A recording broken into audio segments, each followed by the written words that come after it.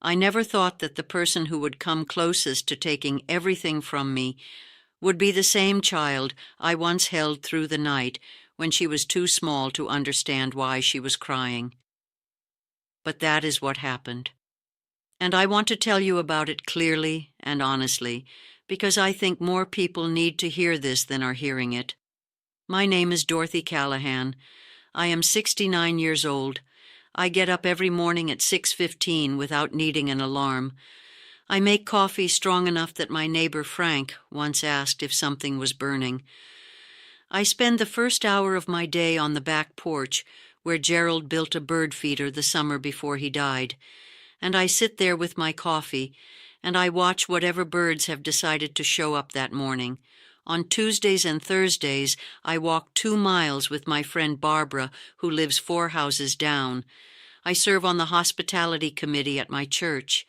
I have been keeping a sourdough starter alive for 11 years. I am not confused. I am not declining. I am not someone who needs to be steered or supervised or managed. But my daughter came to a different conclusion. Her name is Christine.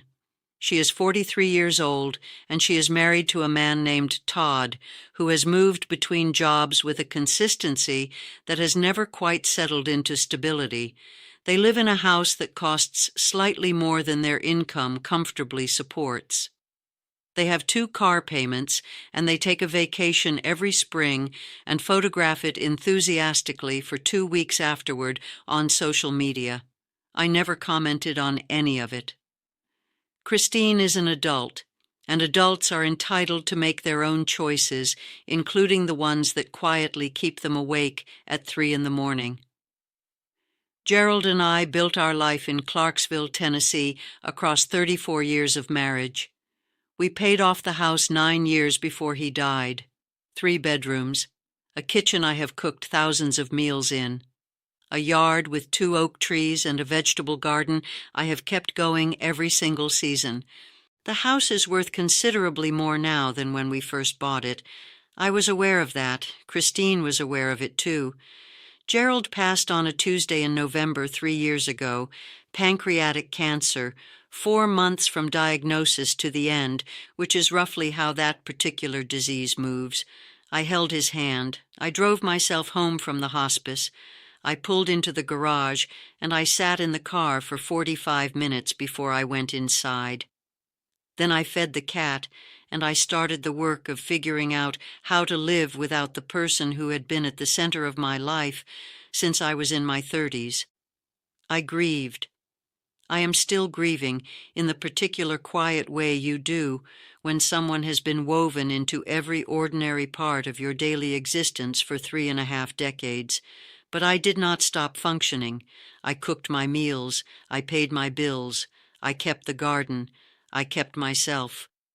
Christine began calling more frequently after her father died. In the beginning, I took it for what I hoped it was. A daughter worried about her mother. She would call in the evenings and ask how I was doing and whether I needed anything. She came over some Sunday afternoons and sat with me in the kitchen while I baked. It felt like we were finding our way back to each other after years of living our separate lives, the way families sometimes drift and then drift back. I should have paid closer attention to when the questions shifted. It began gradually. Had I thought about whether the house was more space than one person needed? Did I find the yard becoming difficult to keep up? Had I considered what would happen if I ever had a fall and there was nobody with me? I told her the house suited me fine. I told her Barbara came over twice a week and Frank next door checked in regularly. I told her I had phones in every room and a medical alert device I wore on my wrist that I had arranged entirely on my own initiative before anyone thought to suggest it. She would listen and move on to something else. But she always circled back. Then one Saturday in February, she came over with Todd, and she was carrying a folder. She placed it on my kitchen table the way you set down something that you want to appear official. Todd positioned himself by the counter with his arms crossed and did not quite look at me directly. Christine sat across from me, folded her hands, and said that she and Todd had been thinking seriously about the future, and they were worried. She talked for a while. She had clearly prepared what she wanted to say. Then she opened the folder and slid a document across the table. Several pages stapled together, printed on plain white paper. She told me it was a power of attorney, that it would allow them to help me manage things if it ever became necessary. I looked at the document. I looked at my daughter. I looked at Todd by the counter. I asked her what exactly she meant by if it ever became necessary. She said she just meant if something happened to me, that I was almost 70, and she wanted to make sure everything was handled properly. I asked whether the attorney who prepared this document represented me or represented her. There was a pause. She said it was for my benefit, that it would allow them to step in if I ever reached a point where I could not make decisions on my own. I told her I was making decisions perfectly well, and that I would need some time to read through the paperwork before I considered signing anything. I said this the way I say most things, without drama and without alarm. I picked up the folder. I thanked her for coming. I told her there was a fresh loaf of bread on the counter, and she should take it home. She looked as though she had more to say. Todd shifted his weight.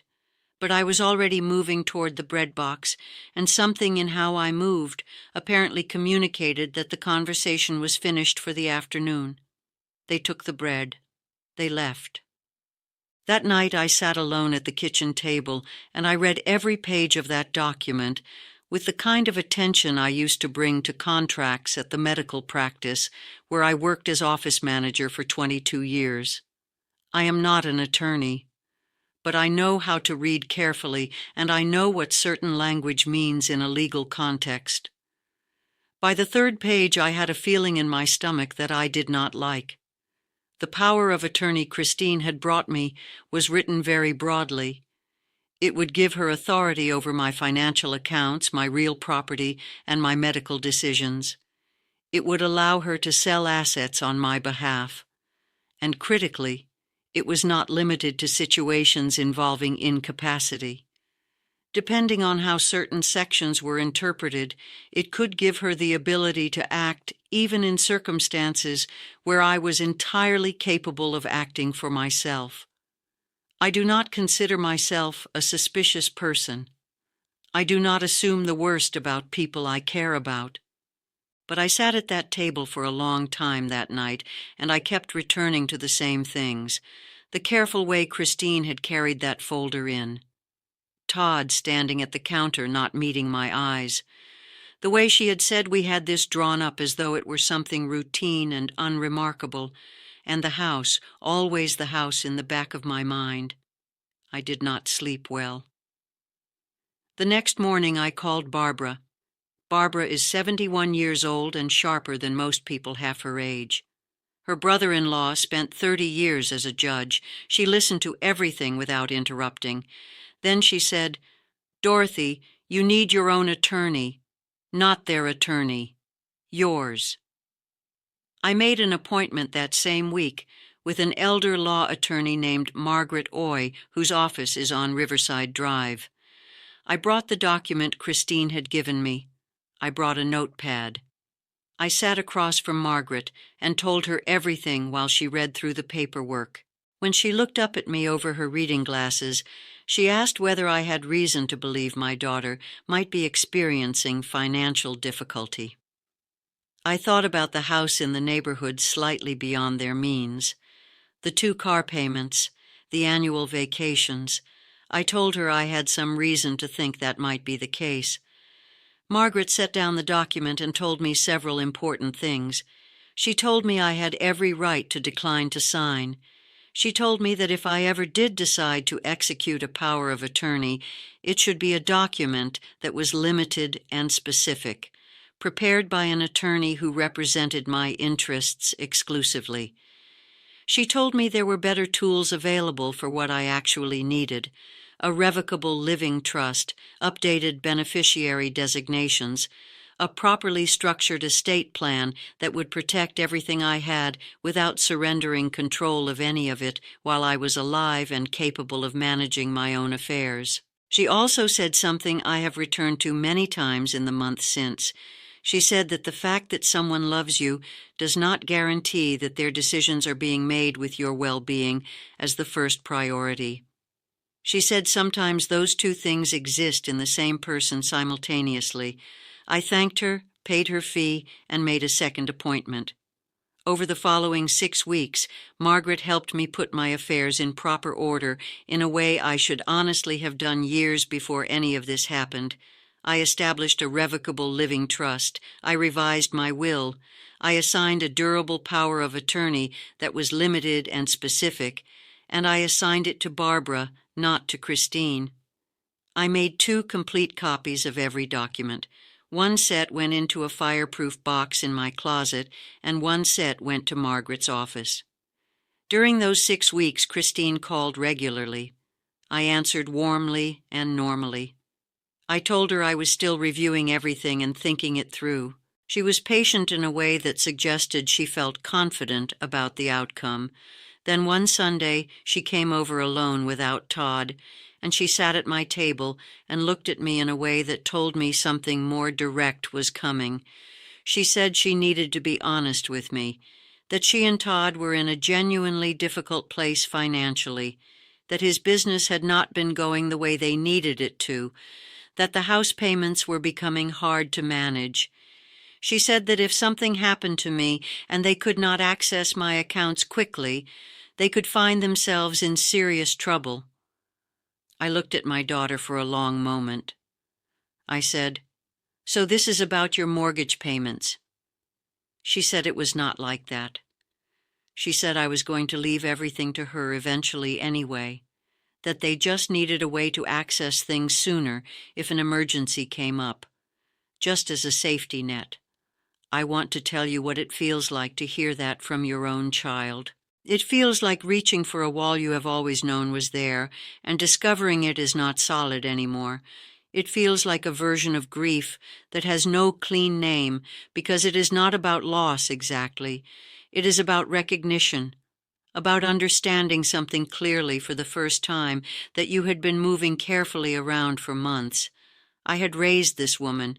I had sat with her through illnesses and heartbreaks and the 10,000 small moments that accumulate into a childhood. And she was sitting in the kitchen of the home her father and I had spent our lives building, and she was explaining that she needed access to it sooner than I was planning to give it. I took a slow breath. I told her I understood she was under real pressure. I told her I loved her. I told her I would think carefully about what she had shared. Then I told her the document she had brought me was not something I was going to sign, but that I was working with my own attorney on my estate plan, and she would be provided for when the time came in the way I had always intended. She left that afternoon looking frustrated but not particularly alarmed. I believe she thought she still had room to change my mind. She did not know that everything was already finished. 3 weeks after that, Christine called with what she described as a solution. She said she and Todd had been thinking about it, and they wondered whether I would consider signing the house over to her now as a gift, in exchange for them assuming the mortgage. Except there was no mortgage. The house had been paid off for years, which told me she had not fully worked through her own proposal before presenting it. She said it would simplify matters. She said I could continue living there. She said it was really just a formality. I told her I appreciated her thinking about it, and I would be in touch. I called Margaret the following morning. Margaret listened and then said, "Mrs. Callahan, I think it is time to have a direct conversation with your daughter about where things actually stand." And she told me that if Christine continued to pressure me about transferring assets, that conduct could potentially qualify as financial elder abuse under Tennessee law, which carries real legal consequences. I asked Margaret what she thought I should do. She told me. 2 days later, I called Christine and told her I needed to see her and Todd together. I asked them to come on Saturday morning. I said it was important. She said, of course, and I could hear in her voice that she believed I had come around to her position. They arrived at 10. I had coffee made. I had bread baked. I had my fireproof box sitting on the kitchen table. I let them settle in. I let Todd pour his coffee. I let Christine begin to ask whether I had made a decision. Then I opened the box. I placed the documents on the table one at a time. The trust, the revised will, the limited power of attorney naming Barbara, the letter from Margaret's office summarizing the legal structure of my estate, and last, a printed summary from Margaret noting that any attempt to pressure me into transferring assets contrary to my interests could be examined under Tennessee's adult protection statutes. I told them quietly and without any dramatics that my affairs were fully in order, that Christine would inherit the house and a share of my savings through the trust at the appropriate time, exactly as I had always planned, that I had no intention of transferring any asset while I was alive and in full possession of my faculties, that I understood they were under financial strain, and I was genuinely sorry for that, but it was not a problem I was in a position to solve by signing away the home Gerald and I had spent our lives building, and that if anyone attempted to take legal action to override my arrangements, Margaret's office was fully prepared to respond. Christine's face moved through several things in quick succession. Surprise. Then something that looked like embarrassment. Then something more complicated that I could not entirely read. Todd looked at the table. No one said very much. Christine eventually said that she had not meant for any of it to come across the way it apparently had. I told her I understood that. I told her I loved her. I told her we would find our way through this, but it would have to be honestly, without anyone trying to take anything from anyone. They left without finishing their coffee. I stood at the kitchen window and watched their car pull out of the driveway. I felt tired in a way that had nothing to do with how many hours I had slept. There is a particular kind of exhaustion that comes not from what happened, but from what you now understand to be possible between two people you thought you knew completely. But underneath that tiredness there was something else, something quieter, something that had no drama in it at all, the particular steadiness that comes from having done what needed to be done before it was too late. 6 months later, Christine called me. Todd had accepted a position with a logistics company in Nashville. Steady work with proper benefits. They were refinancing at a better rate. Things were settling into something more manageable. She called to tell me about all of it, and then she said, "Mom, I want to tell you I am sorry for what we asked you to do. I was not thinking about you. I was thinking about us and what we needed. That was wrong." I told her I appreciated her saying it. I told her it had taken real courage to pick up the phone and say those words. We have Sunday calls now. She came for Easter. We stood in the same kitchen where she once sat across from me with a folder and a plan that would have taken apart piece by piece everything Gerald and I spent our lives putting together. We baked together. We talked the way mothers and daughters talk when they have made it through something difficult and come out the other side still standing and still choosing each other. I am still in my house. I still wake at 6:15. I still watch Gerald's birds from the back porch every morning. I still walk with Barbara on Tuesdays and Thursdays. My sourdough starter is 13 years old now and shows no signs of giving up. My name is Dorothy Callahan. I am 69 years old. I raised a daughter. I lost a husband. I kept everything we worked for, not through bitterness, not through lawyers alone, but through a lesson I came to late and will carry for whatever years I have left. The quietest and most powerful move you can make is the one you make before anyone thinks to look. If you are in a situation that feels anything like mine, or if you know someone who is, please hear this. Elder law attorneys exist precisely for this. You do not need to wait until you are already in a crisis. You do not need to wait until someone has already taken something. The time to protect yourself is before anyone has given you a concrete reason to believe you need protecting. And to every woman who has ever been made to feel that her age is a liability or a vulnerability that someone else should be managing on her behalf, I want to say this as clearly as I know how. Your age is not a weakness. The clarity that comes from having lived long enough to understand what genuinely matters is one of the most valuable things a person can possess. Use it. Trust it. And do not let anyone sit across from you at your own kitchen table and persuade you to sign it away. If this story reached something in you, please pass it along to someone you think needs to hear it. And if you have walked through something similar, I would be grateful to hear from you in the comments. You are not alone in this, and the more honestly we talk about it, the harder it becomes for it to keep happening.